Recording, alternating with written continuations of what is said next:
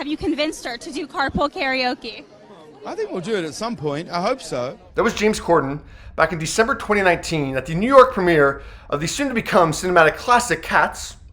James co-starred with Taylor Swift in the film, so fans were hopeful that a Carpool Karaoke was finally going to happen with Taylor, because they already thought one was happening with Taylor back in January 2019 when The Late Late Show tweeted this out.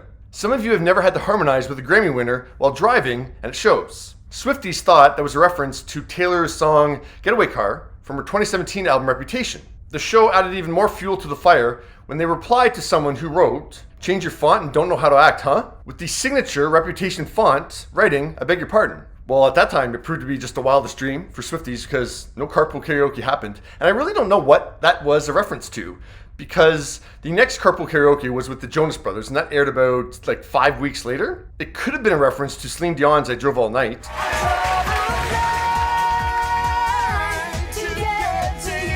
Whose Carpool Karaoke aired in May 2019, that's 4 months later. I highly doubt they shoot that far in advance, and that doesn't explain the Reputation-like font on Twitter, so I don't know. Well, 11 months after that tease, James did tease something else with Taylor. We have a fun bit with the cast going out this week on The Late Late Show. While Taylor played along for the Cat School bit, I was just recently named Artist of the Decade, but after people see me lap up milk from that giant saucer, I'm pretty sure they'll take that away. she skipped class at some point because there's a few instances in the 6-minute segment that Taylor is not there for. She had things to do. These are very busy people that you're dealing with, whose lives are often planned and mapped out years in advance. James revealed that the Paul McCartney Carpool was 19 months in the making before it finally aired in June 2018. These things are always just about diaries, you know, like the conversations with people about doing carpools are Long-lived, treacherous, forever and always, and it still didn't happen for the next 2.5 years, but fans are ready for it again when James announced his endgame.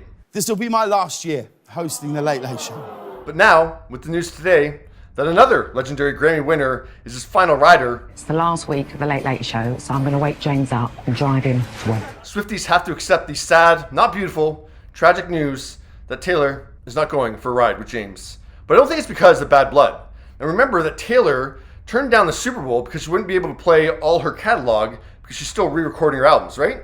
That could be the same case for Carpool Karaoke. Now at the same time, you'll need maybe 3 of your own songs, maybe 4 of your own songs to play during the segment. So she could have done songs from her last 4 albums, plus You Belong With Me, Love Story, I Knew Your Trouble, and We Were Never Ever Getting Back Together from re-records.